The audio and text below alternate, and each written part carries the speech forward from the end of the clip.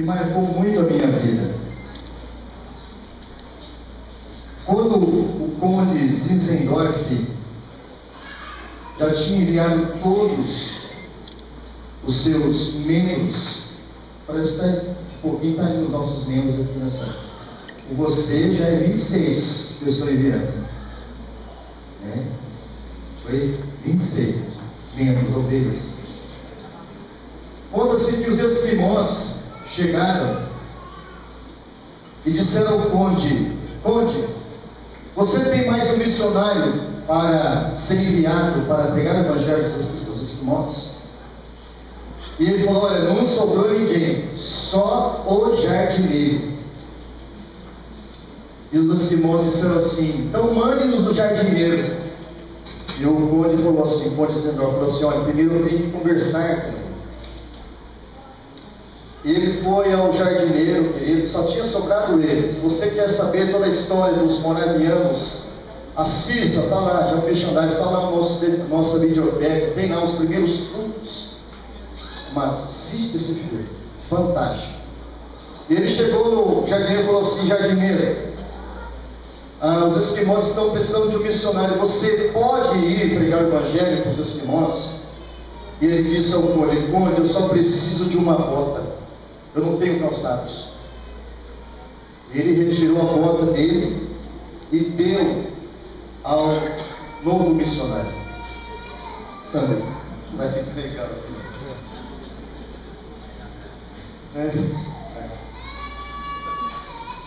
E no outro dia ele acorda 4h30, Zinzendorf acorda 4h30 para despedir o missionário. E ele chega na casa, na família do missionário, e ele já tinha saído. E a família diz: olha, conde, já tem meia hora que ele foi para o campo missionário. Não se sabe o nome desse jardineiro, mas metade dos esquimós hoje são cristãos, graças a esse homem, que deixou tudo, deixou sua família, deixou a sua pátria, deixou o ninho, deixou o conforto para fazer a obra de Deus. E eu sei, Sandra, que muitas coisas você renunciou. Vou dizer mais, muitas coisas você vai ter que renunciar. E como foi, amados, o que aconteceu? É importante, amados, porque algumas vezes, pastor, eu estou sendo apedrejado porque as pessoas estão entendendo a visão de Deus que tem que colocar na minha vida. Eu entendo isso, amado, porque só apedreja quem não está na visão mesmo. Quem está na visão aceita, até abençoa. E no mês de dezembro, de uma hora para outra, eu falei: Sandra, até então era a nossa secretária de missões, cargo que teve que ser extinto para que o dinheiro que a gente está investindo com a secretaria investisse no campo missionário. E eu falei: Sandra, você precisa agir para Paraná urgente para ver o campo lá. Mas, amados, até então não havia no meu coração nenhuma testificação divina para que ela fosse escolhida então. E ela foi, trouxe os relatórios, como todo bom secretário faz. Só que, queridos, uma madrugada, como tem acontecido com muita frequência em minha vida, eu louvo a Deus por isso, não sou melhor que ninguém. Eu estava acordado, preocupado com o campo de Paraná. Porque, amados, a vida de um pastor é isso, é o campo. E veio o meu coração: envia a Sandra. Conhecendo a dona Sandra, como eu conheço já 8 anos, essa morou na minha casa, cozinheira boa, né? Graças a Deus teve alguém que fez ela ficar organizada. Tá vendo, filho? Porque essa moça aqui, Jesus de Nazaré, mas está organizada. Parabéns, filho. Isso aí é discipulado. E aí, queridos, eu comecei a fazer algumas provas com Deus antes de conversar com o Sandro. Como o Gideão fez, amado. Você te brincar, mas nós estamos brincando com a obra de Deus. É uma coisa muito séria. E o que aconteceu, amado? Eu fiz uma prova com Deus, amado, que seria impossível aos meus olhos, porque nós já estamos na presença da convenção, amado, desde 2002. Então eu conheço a CIB muito bem, estou lá 2 vezes ao ano. conheço como funciona a política da CIB em todos os sentidos. E, queridos, eu falei com o secretário de missões, pastor Herbert, que vai estar aqui no mês de setembro, no Congresso de Missões da CIBMAT. E eu disse a ele: pastor Herbert, nós não podemos cortar a subvenção de Paraná. Porque quando a convenção, amados, ela constitui um campo missionário, ela levanta um recurso para esse campo e é cortado gradualmente. Então, todo ano cai um percentual do valor que é aprovado. E ele falou assim: pastor Marcos, você conhece bem a política da CIB e sabe que isso é impossível, porque o dinheiro já está todo contado. Eu falei: eu vou fazer um plano com Deus. Eu falei: Deus, se for para você, vai ir para Ji-Paraná. Mas eu falei aqui, ó.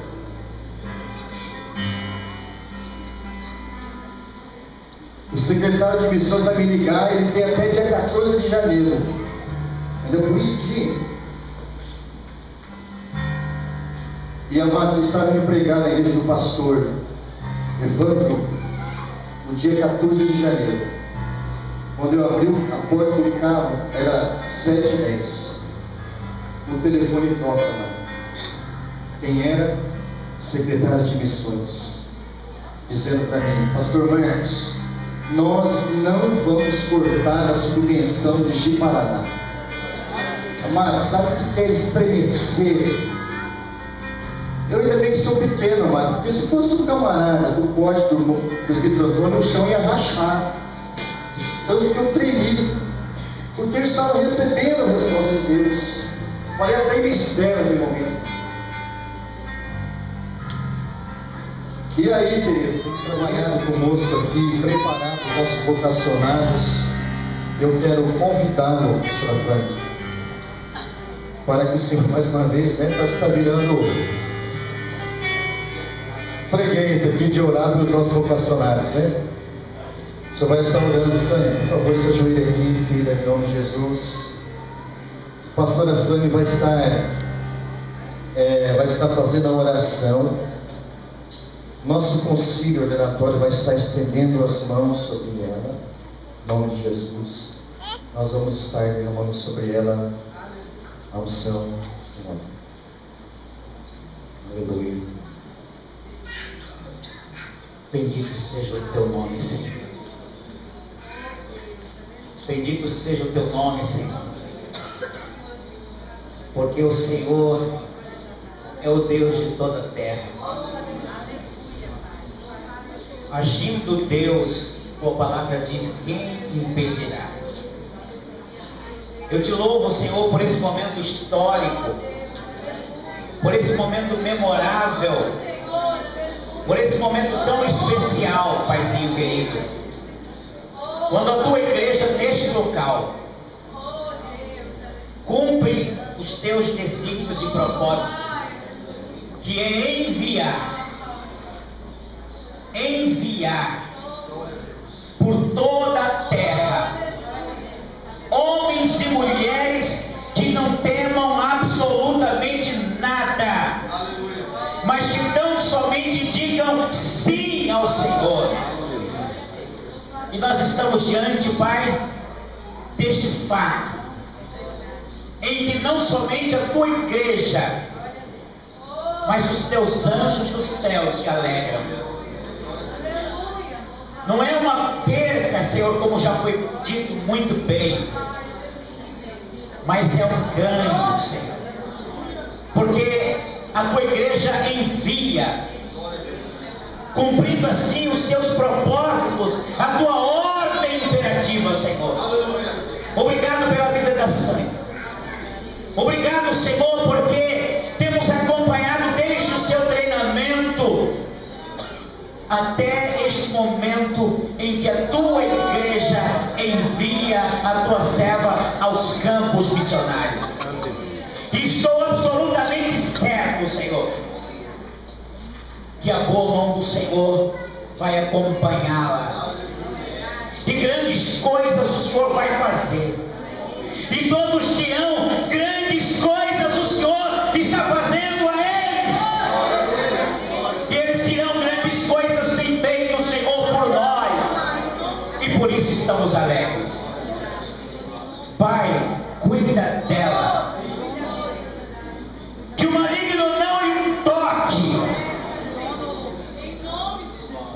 que o Senhor possa agradar, que o teu coração, Senhor, se alegre na vida dela, Senhor.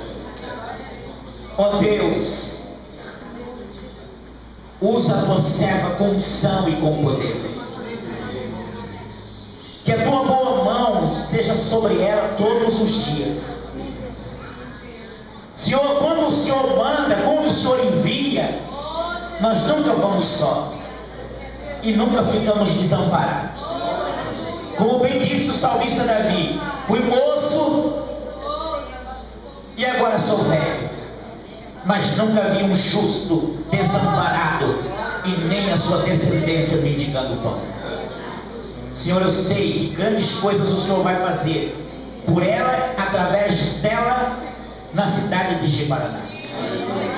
Esta obra, Senhor, será profícua, esta obra será abençoada, crescerá sem limites, porque essa é a tua vontade. Quando o Senhor envia, o Senhor vai junto, o Senhor vai junto. Por isso estamos certos disso, Pai.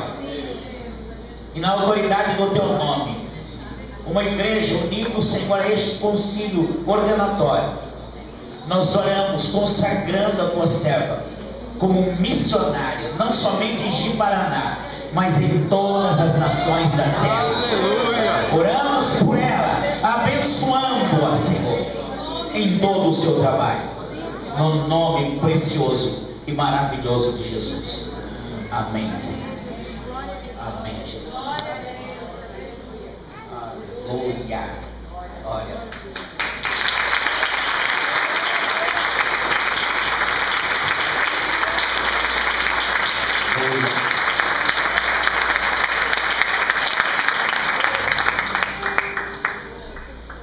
Meu bem, cadê a Bíblia?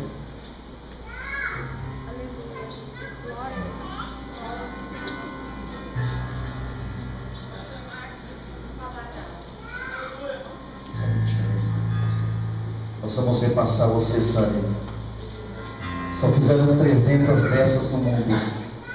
Assim, o exemplar da nossa Bíblia do centenário. Só que quem vai fazer isso é minha esposa, né? E vou dar essa honra a ela, minha filha.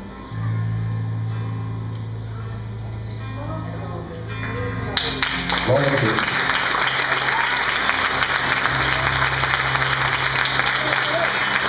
Nossa evangelista Adriana Borges vai pegar a credencial de missionária. Glória a Jesus. E o evangelista Marcelo vai estar colocando na amiga esse botão, obreira da nossa denominação da glória de Deus. Vamos aplaudir Jesus, Deus. Glória a Deus. Amém? Vocês podem sentar. Nossos obreiros, por favor, vão aos seus lugares. Sânia, volta ali, que a pastora tem uma palavra. Eu sei que o horário já está um pouco escuro. Se por ele for mandado a qualquer lugar, seguirei ao meu bom mestre, seguirei ao meu bom mestre, seguirei ao meu bom mestre, onde quer que for, irei. Seja o meu caminho duro, espinhoso e seguro, em seus braços bem seguro, aonde me mandar irei. Seguirei ao meu bom mestre, seguirei ao meu bom mestre, seguirei ao meu bom mestre, onde quer que for, irei.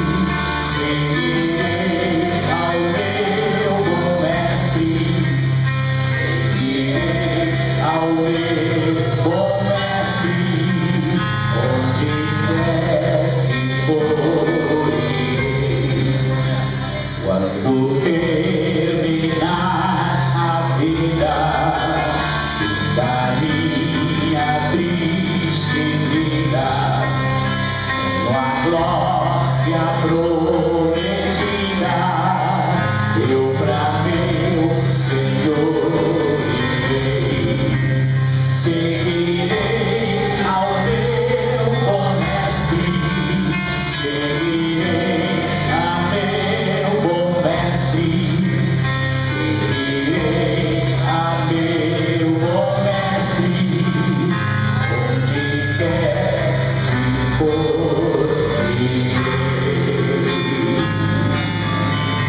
Aleluia!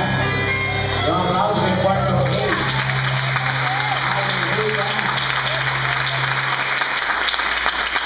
Aleluia! Isso deve ser uma realidade, né? No nosso chamado, na nossa vocação. Seguir ao bom mestre. Eu gostaria que você abrisse a sua Bíblia comigo no livro dos Salmos, número 126. Salmo de número 126.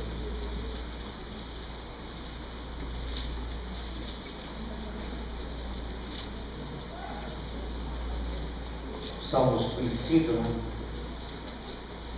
Deveria ser uma devocional para nós nessa noite. Porém, creio que Deus vai falar no nosso coração. Amém? Quando o Senhor restaurou a sorte de Sião, ficamos como quem sonha. Então a nossa boca se encheu de riso e a nossa língua de júbilo. Então entre as nações se dizia: grandes coisas tem feito o Senhor, grandes coisas o Senhor tem feito por eles. Com efeito, grandes coisas fez o Senhor por nós, e por isso estamos alegres. Restaura, Senhor, a nossa sorte como as torrentes do Negueb. Os que com lágrimas semeiam, com júbilo ceifarão. Quem sai andando e chorando enquanto semeia, voltará com júbilo, trazendo os seus feixes. Oremos ao Senhor. Pai, no nome do Senhor Jesus, estamos diante da Tua palavra, e tudo que nós queremos nesta hora é que o Senhor fale conosco. Fale conosco, Senhor, porque estamos ávidos em ouvir a Tua voz, a Tua palavra. O nosso coração arde, desejosos de que o Senhor fale conosco, e que nesta noite vidas sejam desafiadas, como Sandy foi aos campos missionários. Porque aqueles que levam a Tua preciosa semente, ainda que chorando, diz a Tua palavra, voltará com alegria, trazendo os resultados. Nós choramos nesta noite, nesta hora, no nome do Senhor Jesus. Amém. Meus queridos irmãos, algumas coisas acontecem na nossa vida que nós custamos acreditar. A linguagem mais simples, né? Custa cair a ficha. E nós pensamos estar sonhando. Dá uma beliscada em vocês, né? Será verdade isso? Ou apenas um sonho? Né? Será realidade? Algumas coisas boas que acontecem na nossa vida, nós custamos acreditar que isso efetivamente esteja acontecendo na nossa vida. E aí nos beliscamos assim, para ver se é realmente verdade. Pensamos se tratar de um sonho. O salmista estava vivendo esse contexto de coisas boas. Talvez um desafio para fazer a obra de Deus, porque o contexto ou o texto mais imediato me leva a acreditar assim. Porque encerra dizendo: os que levam a semente preciosa volta com alegria, ainda que chorando, volta com alegria. Então o contexto é algo voltado para campos missionários, é algo voltado para o desafio de levar a preciosa semente. E na visão do salmista, isso era algo que parecia um sonho. Pregar o Evangelho de Jesus Cristo para aqueles que amam verdadeiramente ao Senhor parece um sonho. Eu estava na cidade de Nova Lacerda, num momento como esse, consagrando o obreiro. Quando tudo terminou, eu perguntei para ele: e aí, meu irmão, o que você está sentindo nesse momento? Ele falou: pastor, parece um sonho para mim. Parece um sonho.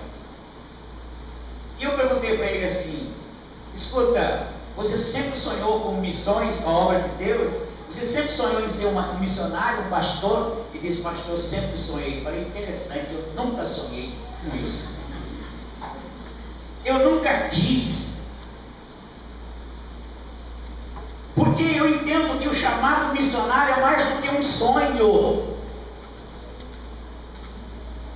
E arrisco dizer que pode até parecer um pesadelo, que eu vou acordar e tudo aquilo não vai ser verdade.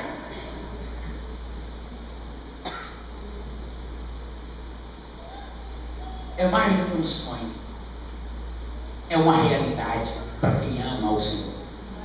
Levar a preciosa semente, pregar o Evangelho de Jesus Cristo, é algo mais sublime, é a tarefa mais sublime da igreja do Senhor Jesus Cristo na terra, é pregar o Evangelho.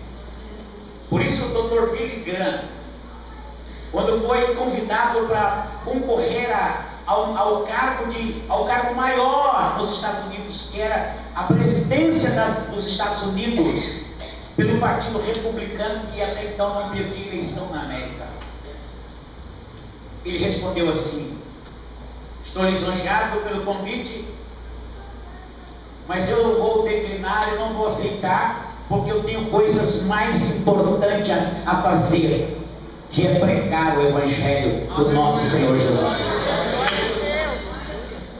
Mais do que ser presidente dos Estados Unidos, mais do que ser um senador da República, um deputado federal, um deputado estadual, um prefeito. Eu estava na prefeitura para resolver um problema da igreja e fui para um determinado setor, numa secretaria, e o secretário deu uma ordem: atenda o pastor rapidamente, porque ele tem muitas coisas para fazer. Nós estamos aqui enrolando, mas os homens de Deus são homens ocupados, que têm muitas coisas para fazer. Pregar o Evangelho de Jesus Cristo. Tem muita gente que diz assim: ah, pastor, se eu podia chamar meu filho para estudar no seminário. É mesmo? Por quê? Porque ele tem vocação? Não, é porque ele come e dorme o dia inteiro. Não, manda esse cara para outro lugar. O seminário não, o seminário é lugar de gente ocupada. A obra de Deus é lugar para gente muito ocupada, para gente que não tem tempo para nada, para pregar o Evangelho de Jesus. Então é mais do que um sonho, é mais do que um sonho. Sonhar não é pecado, não é pecado. O salmista estava preso aqui. Era um contexto de prisão, era um contexto aqui de cativeiro, mas a sua mente estava livre para sonhar. Sabe por quê? Porque um sonho pode sustentar uma pessoa na maior luta, na maior dificuldade. Sabe por que o vocacionado, o chamado, nunca desiste do seu chamado, da sua vocação? Porque ele tem um sonho.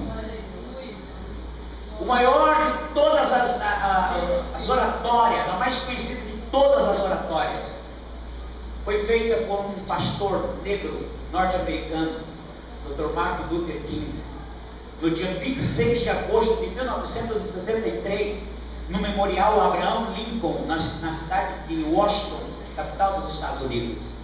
Sabe qual foi o título da mensagem dele? Foi eu tenho um sonho. Eu tenho um sonho. Todos nós temos um sonho. Se nós fôssemos perguntar aqui para um presidiário, qual é o seu sonho, meu amigo? Ele diria a liberdade. Se eu perguntasse para o cego, qual é o seu sonho? Enxergar, é ver a luz do dia. Se eu fosse perguntar para um casal de noivo, qual é o seu sonho? Eles diziam, é o nosso casamento, é o dia do nosso casamento. Se eu perguntar para um estudante, qual é o seu sonho? O diploma, a formatura, o dia da minha formatura. Se eu perguntasse para um agricultor, qual é o seu sonho, agricultor? Ele diria, o meu sonho é a colheita, o dia da colheita. Eu sonho com isso dia e noite. Não há limites para se sonhar. E eu fico pensando, será que Deus tem sonhos? Pelo menos Deus sempre falou com você. Tem gente que diz que sonho é consequência de uma abençoada feijoada à noite. Mas Deus sempre falou através de sonhos. Quando a Bíblia fala aqui, Deus apareceu à noite para Salomão. O que é isso, gente? Sonho. Deus falou através de sonho. Se Deus fala, os psicólogos, os psiquiatras dizem que sonho é a linguagem da alma. Se Deus fala através de sonho, se Deus valoriza tanto isso aqui, eu acredito que Deus tem sonho. Quando Deus envia Sandy para Ji-Paraná, é porque Deus tem sonho. E eu perguntaria para Deus, Senhor, qual é o teu sonho? Especificamente na vida de Sandy, eu enviá-la para Ji-Paraná. Em primeiro lugar, eu acredito na minha elucubração teológica, nos meus pensamentos. Eu acredito que Deus diria assim, o meu sonho é que a Sandy seja fiel. O meu sonho é que a minha igreja seja fiel. O sonho de Deus, em primeiro lugar, para nós, para a nossa vida, não somente para ela como missionária, como apóstola, não somente para nós como ministros de Deus, mas como a igreja do Senhor Jesus, o maior sonho de Deus é que sejamos fiéis. Deus sonha com a nossa fidelidade. Por quê? Porque em primeiro lugar, se nós quisermos ser prósperos, se quisermos ser frutíferos, se nós quisermos multiplicar, nós temos que ser fiel a Deus. Porque a fidelidade, em primeiro lugar, atrai a proteção de Deus. A mão de Deus será sobre a sua vida, sobre a nossa vida, quando entendemos que nós precisamos ser fiel a Deus. Isso atrai a proteção de Deus. O maligno não lhe toca, não nos toca. Olha só, Paulo, o apóstolo dos gentios, o primeiro missionário da igreja. Paulo estava indo num navio em alto mar, com cerca de 276 tripulantes, passageiros e tripulantes. Quando a narrativa de Atos dos Apóstolos diz que o barco ia afundando, porque depois de alguns dias enfrentando temporal e mais temporal, todos que estavam ali dentro estavam temerosos em perder a sua vida. A narrativa de Atos diz que em todos eles fugiu a esperança de salvação. Literalmente diz assim, e em todos havia fugido a esperança de salvação. Porque depois de alguns dias sem nascer o sol durante o dia, e sem ver nenhuma estrela durante a noite, porque tamanho era a tempestade temporal, nesse contexto de desespero e desesperança, o apóstolo Paulo se levanta. O texto diz literalmente que ele pega um pedaço de pão, parte o pão, agradece e diz, senhores, vamos comer. Mas como diante de tanto desespero, de ameaça de morte? Aí Paulo diz: vamos comer, senhores, porque nesta noite o anjo do Deus que eu sirvo esteve comigo e me disse: não temas. Aleluia. Não temas. Amém. Paulo foi fiel ao chamado, nunca retrocedeu, nunca voltou atrás. Se fosse nos nossos dias, ele cantaria esse cântico com veemência, com ênfase, com alegria, cheio de êxtase. Seguirei ao meu bom mestre, onde quer que for irei. Sabe por que Deus deu tamanha proteção? Por causa da fidelidade de um homem que ali estava. A fidelidade atrai a proteção de Deus para a nossa vida. A fidelidade de Deus, a fidelidade nossa a Deus também atrai a honra. A honra. Você será honrada. Não somente a igreja que te envia, a denominação que te envia, mas para a igreja local e a própria cidade, que olharão para você e verão a fidelidade de Deus e verá em você a fidelidade de você para com Deus. Eu acho lindo demais os carros escritos assim: Deus é fiel. Mas eu teria uma sugestão: ao invés do carro estar escrito assim, Deus é fiel, a gente colocar um adesivo nos carros assim, ó: eu sou fiel ao meu Deus. Tem uma velha canção, pastor, que eu cantava quando era criancinha. Vamos cantar junto? Essa canção diz assim: mais alto, mais não estou cantando. Serei fiel, precioso Jesus, serei fiel. Serei fiel, precioso Jesus, serei fiel. Há uma carreira para correr, há uma vitória para alcançar. Em cada dia do meu viver serei fiel. Novamente. Serei fiel, precioso Jesus, serei fiel. Serei fiel, precioso Jesus, serei fiel. Há uma carreira para correr, há uma vitória para alcançar.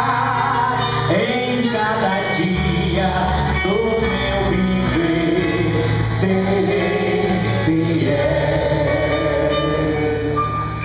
Aleluia. Esse é o sonho de Deus para a nossa vida, para a igreja, para a vida de Sandy, no campo missionário, a fidelidade.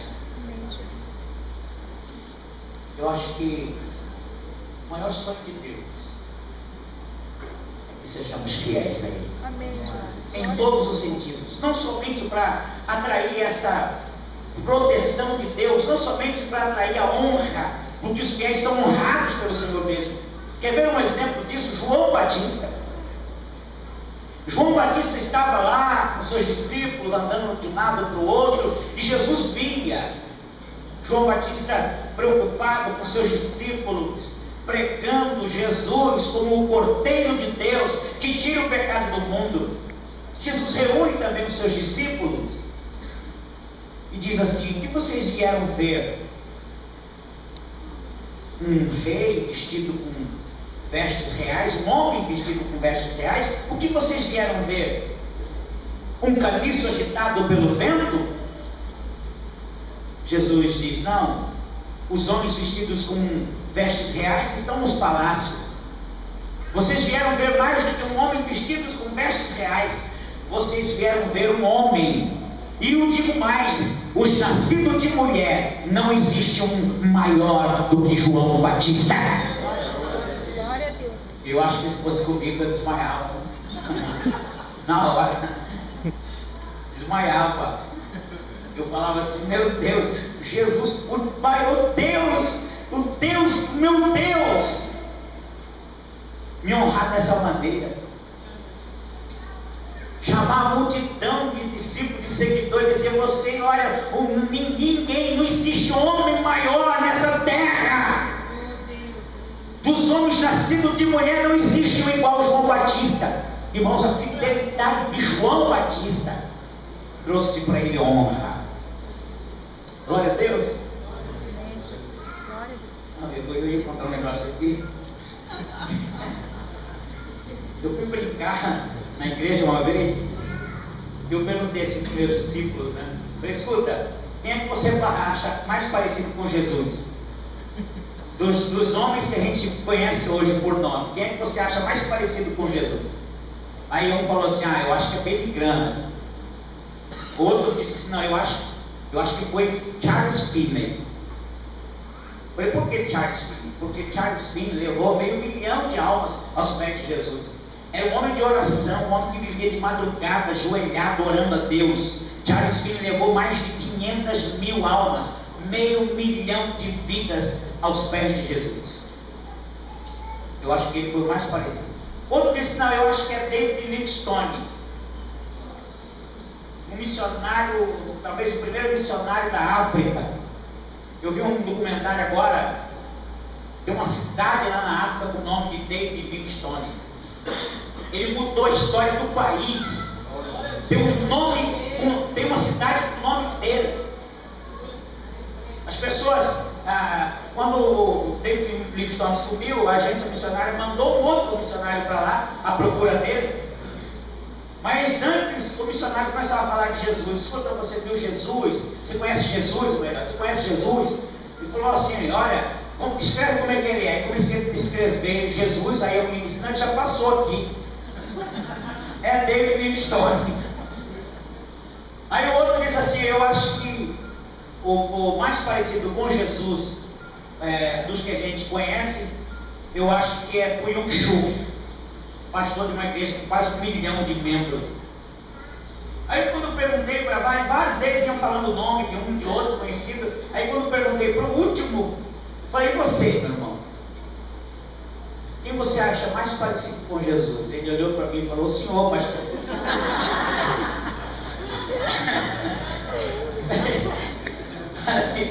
Aí diz ele: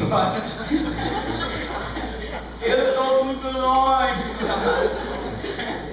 Ele falou assim: mas por que você diz isso? Baseado em que premissa? Ele falou: pastor, eu nunca andei um dia com Billy Graham, eu nunca andei nem um dia com David Livingstone, eu nunca andei nem um dia com Charles Finney, eu nunca andei nem um dia com Puyung Chu. Com o senhor eu ando todos os dias. Todos os dias nós estamos juntos na igreja. E ele era o tesoureiro da igreja. Com o senhor eu ando todos os dias. Então eu acho que o mais parecido com Jesus que eu acho, para mim, na minha opinião, é o Senhor. Eu quis achar um buraco para enviar minha casa. Mas, meus irmãos, eu fui honrado. Eu fui honrado. A fidelidade ao Senhor traz honra para nós. Eu acho que a coisa mais terrível que um crente, um servo de Deus pode viver é quando alguém diz assim: eu estou para ser crente igual você, eu nunca quero ser. Porque ele não vê sinais de fidelidade a Deus. Então o maior sonho de Deus é a nossa fidelidade. Vai atrair proteção, vai atrair honra, vai atrair para a nossa vida segurança. Amém? Amém. Glória a Deus. E para Deus, já estou para encerrar. Em segundo lugar, o sonho de Deus sonha com o obreiro, com o missionário, com o apóstolo, com uma igreja que ama a Bíblia Sagrada, que ama a Bíblia, a palavra de Deus. A palavra de Deus tem sido um livro muito amado, talvez o mais amado, mas paradoxalmente a Bíblia também tem sido muito odiada. Sabe por quê? Porque o pecado pode nos afastar da Bíblia, e a Bíblia pode nos afastar do pecado. Alguém escreveu ou dedicaram uma Bíblia alma viva, este livro vai te afastar do pecado, ou o pecado vai te afastar dessa Bíblia, deste livro. Sabe o que disse Josué, Deus a Josué, sabe? Num momento como esse, Moisés morreu. Josué podia dizer, e eu conheci, não foi eu que matei. Deus disse literalmente isso. Chegou diante de Josué, Josué, Moisés, meu servo, morreu. Aí vem a segunda parte. Dispõe-te agora e passa esse Jordão. E aí, pega a Bíblia, a Torá, o livro santo, e entrega na mão dele, de Josué: não te aparte deste livro, nem para a direita e nem para a esquerda, porque este livro te fará um sucesso. Aleluia! É a sua ferramenta de trabalho, é seu instrumento de trabalho. Não aparta disso aí. O sonho de Deus é que você nunca deixe esta palavra. Um dia desses eu escutei uma mensagem e o pregador dizia assim: olha, foi feita uma pesquisa recentemente,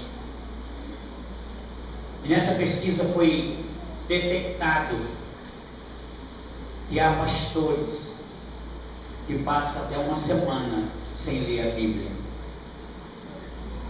Eu disse: misericórdia, o sangue de Jesus tem poder. Isso é inadmissível como um cristão.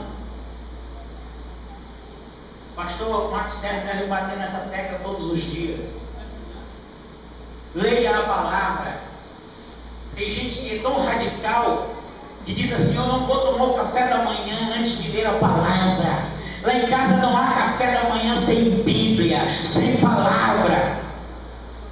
Como um homem de Deus, um pregador da palavra, um ministro do Evangelho, passar uma semana sem ler a Bíblia? Não aparte deste livro, sabe? Todos os dias da sua vida, porque esse livro vai te dar sabedoria. Em primeiro lugar, sabedoria. Em segundo lugar, vai te dar refrigério. Em terceiro lugar, vai te dar prosperidade. Em quarto lugar, vai te dar sucesso. Foi isso que Josué disse. Deus disse para Josué: você será bem sucedido. Traduzida a palavra bem sucedido é: você vai ser sucesso. A Bíblia vai te dar sucesso. Eu sonho com uma igreja que ame a palavra. Em terceiro lugar e último, Deus sonha com ministros, com homens de Deus, com a igreja que dobra os seus joelhos em oração. Alguém disse que a rainha da Inglaterra disse uma vez que não temia um exército com 1000 homens armados mais do que um homem de joelho em oração.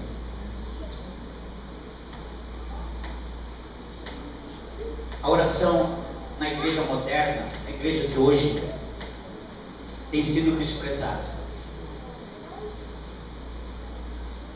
Vai ter uma reunião aí, um gospel, o cantor vai cair de sucesso, lota. Vai ter uma noite de vigília. Aliás, eu nunca mais ouvi a expressão assim: vamos buscar a face do Senhor. Acho que está fora de moda. Às vezes eu temo falar essas palavras porque eu temo que as pessoas digam para: esse pregador está fora de moda. Nunca mais ouvi a palavra buscar a face do Senhor. Porque na igreja moderna a oração tem sido desprezada. Por que tem sido desprezada? Porque a oração exige espiritualidade. Quem não é espiritual não ama a oração. A pessoa que não é espiritual quer saber de oração. Quer saber de tudo, menos de oração. A oração exige espiritualidade, exige humilhação.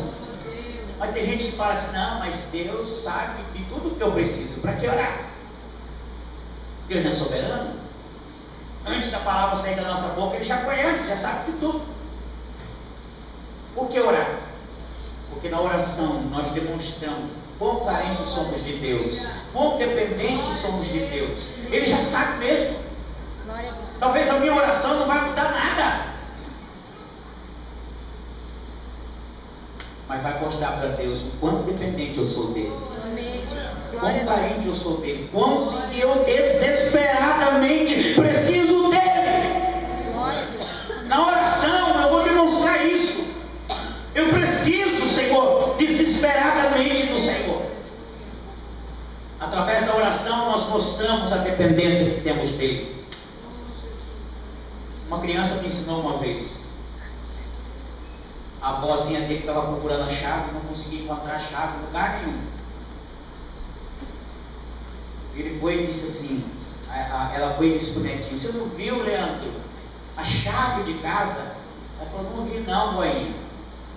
Mas eu já procurei em todo lugar, não achei. Aí o menino perguntou assim para a avó, mas vó, a senhora já orou? Ela corou de vergonha na hora, né? Inventou assim, já orei. Aí ele fez a segunda pergunta, mas a senhora chorou? A oração com lágrimas, com lágrimas, mostra um coração contrito. E a Bíblia diz que um coração contrito e quebrantado, Deus não despreza. Amém, Jesus. Glória Que a Deus. Deus nos ajude, tenha misericórdia de nós, e que Ele ache em nós fidelidade, amor pela Sua palavra e dedicação na oração. Seja sobre a sua vida os sonhos de Deus. Que Deus te abençoe. Em nome de Jesus. Amém, Jesus. Glória a Deus.